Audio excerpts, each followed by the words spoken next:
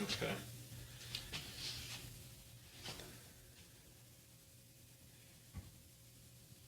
Yeah, it's not real feverish right now. I don't. Yeah, a little warm, but not real high. So mild fever, we don't worry too much. It does tell us something's not right, but it's not a crisis, right?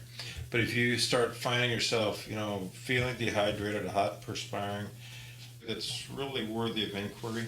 Yeah. And much higher than that, we start doing a quick study to find out what's going on. Right. Okay. Right. Leave your legs uncrossed. I'm going to borrow your left arm to start. This one rests by your side. Elbow real straight. Open the fingers. Good. Push in the direction of your thumb. Good. Thumb and little finger touch as a circle. Push in the direction of your thumb. Good. Let that go. This arm comes up. Push. Not yet. Push. Which way? Oh, let's see. Good. Thumb and little finger together. Push. Good. Open that up. Push. Good. That's what should happen. All right. So let's see. We're going to do a quick scan and see if we can identify where's the stress in the body. What is troubling the system so much? Yeah. Yeah, you don't even have to answer. Your body already knows. Push for me. That's the Over the top of your head. Push. Good. Leave your eyes open. Push. Good. Again. Good. Again. Good. Again. And again. And again. Good. Again. Leave your eyes open. Push. And again. Okay. Open. Lift your head. And relax back down. And eyes open. Push. Good. Now let that rest. Push. Good. Push. Push. Push. Push. Push. Good. Push. Push. Push. Good. Push. Push, push, and again, again, again, again, again.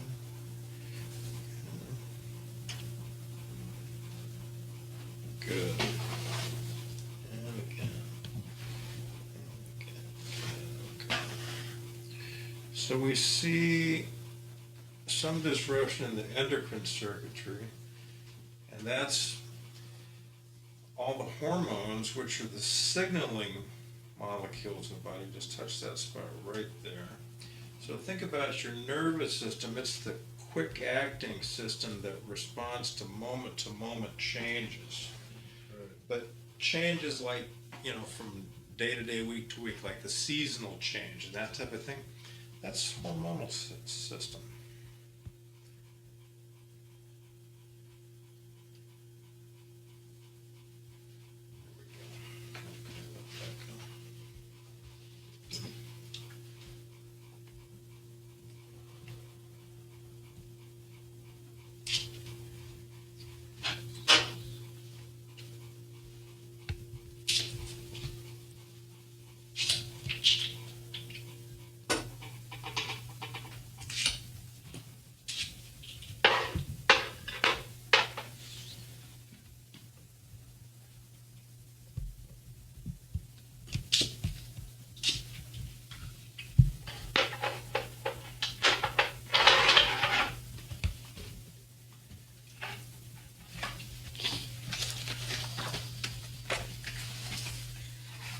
Okay, leave your eyes open and push. And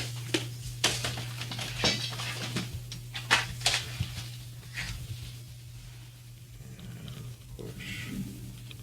Good.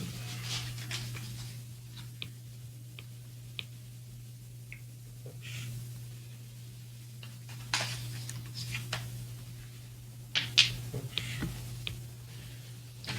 Okay, let's come over here, 4 fingers, lay them all across there, just like that. Push. Good.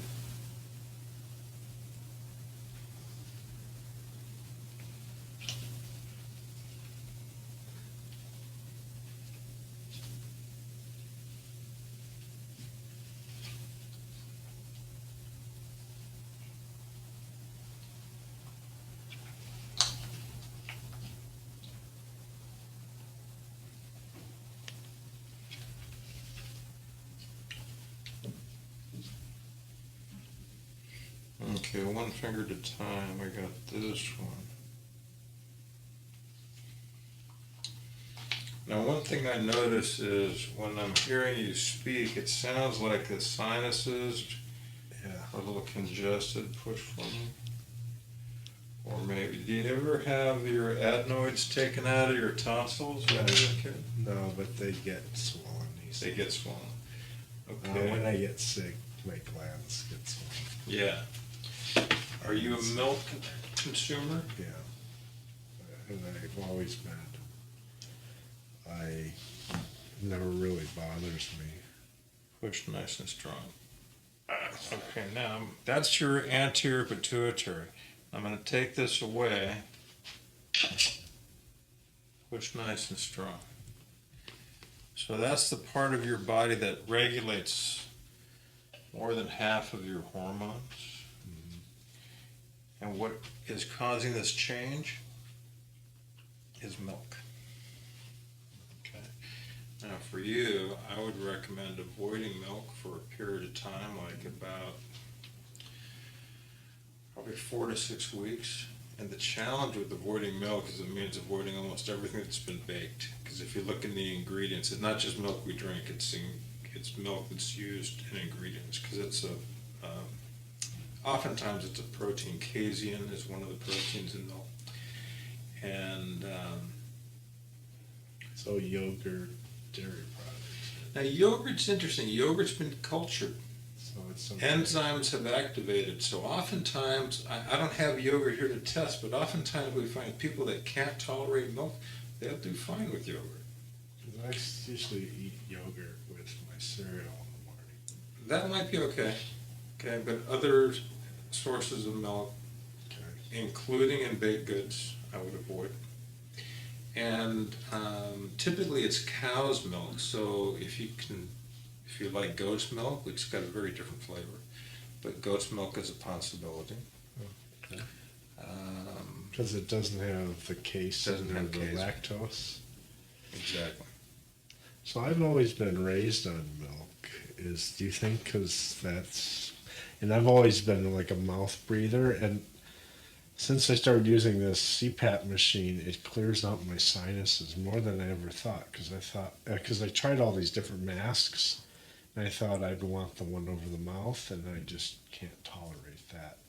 Or the one. Oh, they have different masks, so some you breathe through your nose, some you breathe through your mouth. Or both. Okay. They had me test all these different ones that Okay. were most comfortable, and actually I ended up on the one that just these little nose pads. It just goes here, and it's really less stuff around my head. Yeah. But then I have to keep my head straight because it'll move and it'll start leaking. So, You can't duct tape it in place. You don't have the. Oh well, there's two straps, and I can tighten it down. Duct tape. You know what I noticed when I wake up? My knuckles here and here feel swollen. Uh-huh. And I don't know what the heck that's all about. It's not like I use my hands or I'm a manual labor type of person.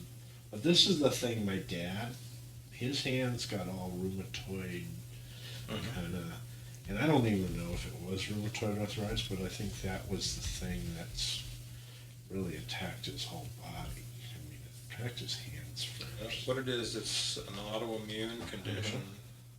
We don't understand exactly why, but something triggers the immune system to start to attack our own self, which it's not supposed to do, right?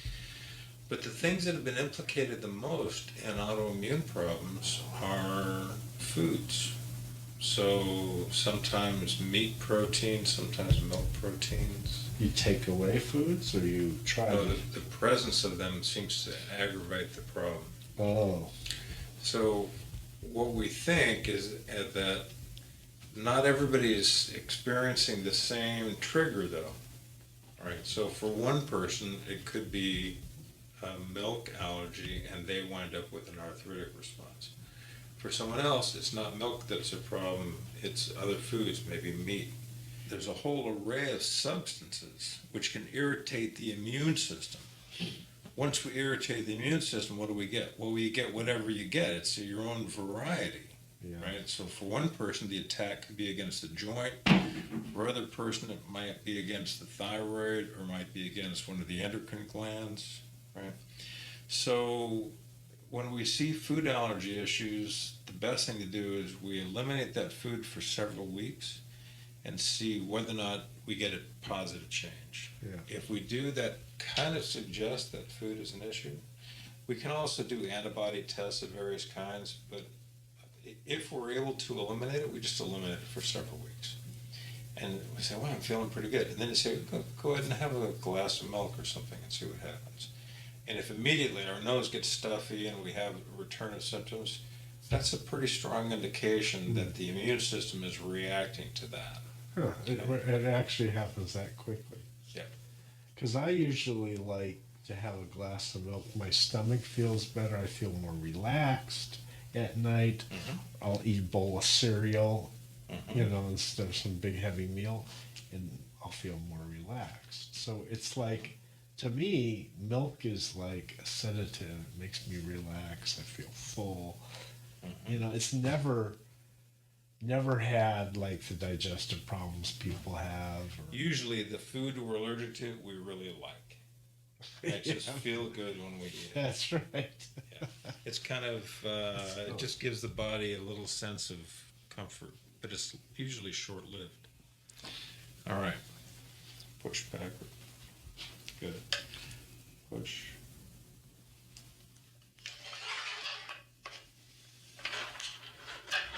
And push. And push. And push. And push. Good. And push. And push. Okay, you can relax that left hand.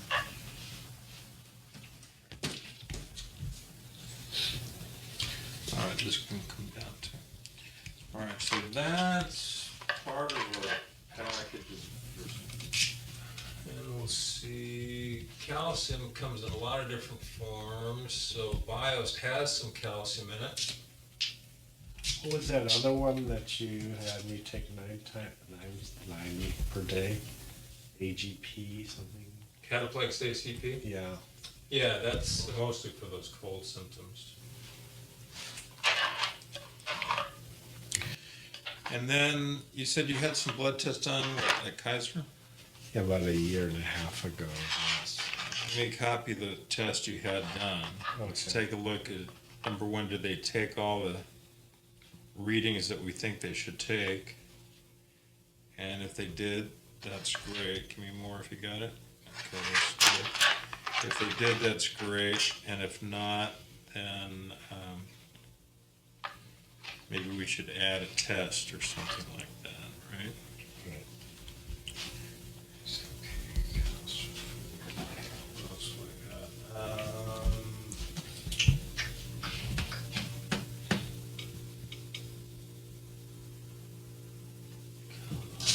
That's what I'm looking for.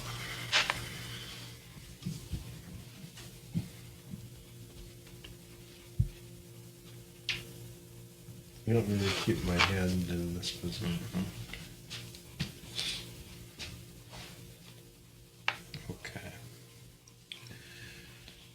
So here's what we're gonna do. Now, I don't have lab numbers to point to this as a problem, but the reflex tests are suggesting a couple of things. So here's what's coming up. The parathyroid gland, which is a little gland that lives on either side of the thyroid, is involved in the utilization of calcium. And that's important to maintain healthy bones. all over, but in your case, we seem to see a particular problem at the jaw bones. Yeah. Okay. So I'm going to give you some support for the parathyroid. It's got a little calcium in it. We're going to combine that with the BIOST. Okay. We're also going to give some support to the pituitary system, which is the part of the endocrine system that governs all your hormones, including the hormones that regulate bone repair. Okay, all that type of stuff, that's all hormonally mediated. Right? We get, like I say, the nervous system is designed to monitor short-term changes. Long-term stuff, like how fast my metabolism should be and how much bone density I should have and how much fat I should store, that's all hormonally mediated. Okay. So we want that hormonal system to function well. And I'm going to keep you on the Cataplex ACP, which will help the congestion. Let's check also for Chondroplex and see if that's going to be useful.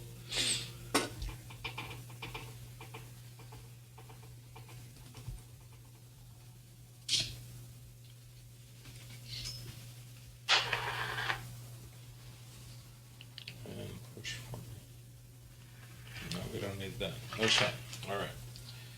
So let's do this.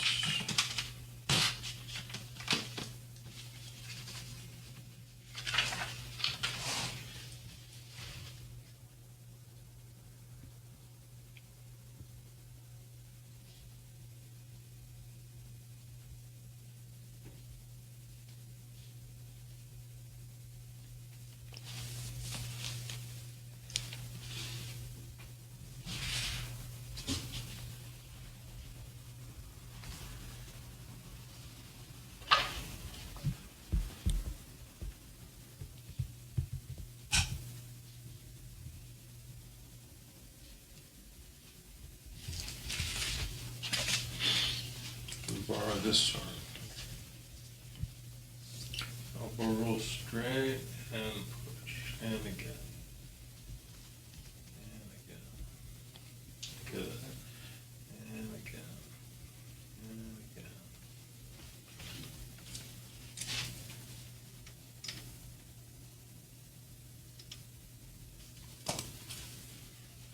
And push.